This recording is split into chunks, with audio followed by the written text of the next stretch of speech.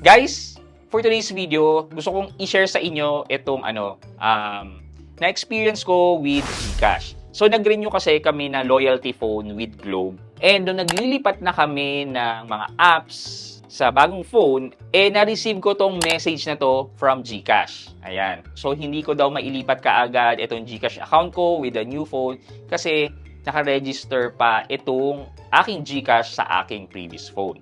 Ayan. So basically, ito yung pag-uusapan natin ngayon, yung process on how we are going to resolve that at mailipat sa bagong telepono. And syempre, meron din na paano kung nawala naman or nasira yung telepono mo, anong gagawin mo? Yan ang pag-uusapan natin ngayon sa video na to. So sit back and let's discuss. Coming right up.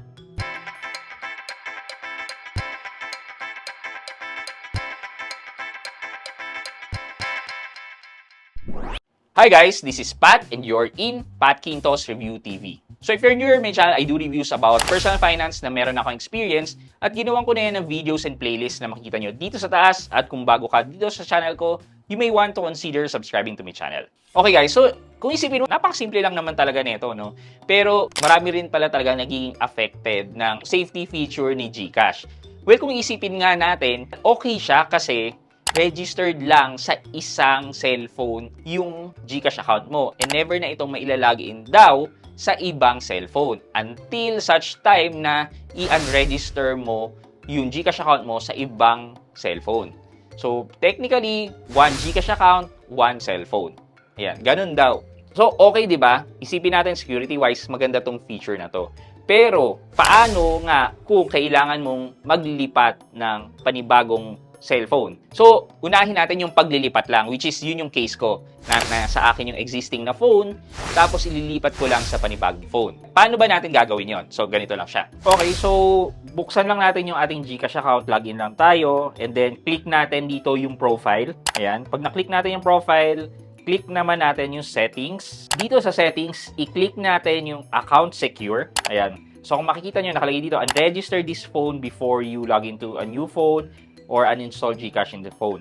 So, ito yung isa sa phone na ginagamit ko na nakalagay yung GCash and kailangan kong i-unregister. Click ko yung down arrow dito sa iPhone 12 and then click unregister phone. And then tatanungin ka ulit, you are about to unregister.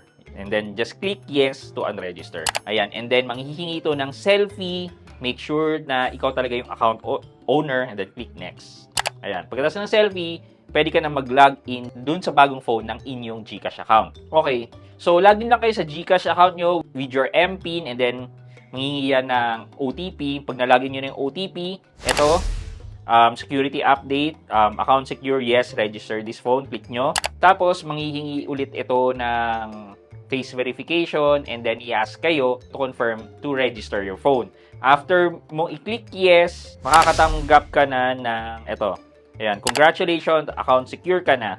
Starting today, your account or GCash account can only be accessed through this phone. Okay, pretty much straightforward kapag available yung phone sa'yo. Paano kung nawala or nasira yung phone mo? Anong gagawin mo? Well, ito yung mga kailangan yung gawin. So, unang-una kailangan nyo itong i-prepare. So, yan. Registered GCash full name, mobile number, email or GCash registered address, valid ID, and selfie with valid ID. So, ang gagawin nyo daw is you need to contact the help center. So, tap on help me to register this phone and then i-enter mo lahat nung requirements na nasabi ko kanina and then i-submit mo and wait for 24 hours for their response. So, basically, submit a ticket yung mangyayari para ma-transfer mo yung GCash account mo doon sa cellphone na nawala or nasira.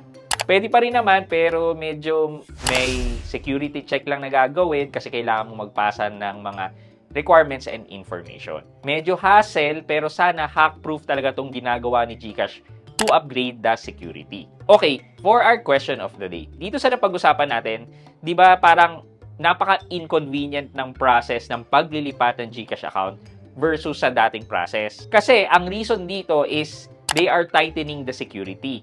So, for our question of the day, kaya nyo bang i-sacrifice ang convenience pero ang kapalit is tightened security? Let me know sa comment section sa baba at may chance kayong manalo ng 1,000 pesos sa ating weekly GCash giveaway. Yun lamang po for today's video, but before we end this video, mag-shoutout po muna tayo at shoutout kay at Mark Ocampo Hernandez. Sabi niya, maraming salamat Pat Quinto. Sobrang marami kaming natutunan sa channel mo regarding banks and e-wallet. More power to your channel, keep it up.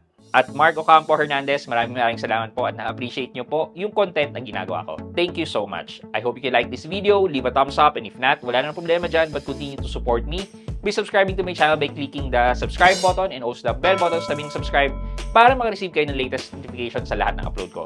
Again guys, this is Pat Quinto and you're in Pat Quinto's Review TV. Bye-bye!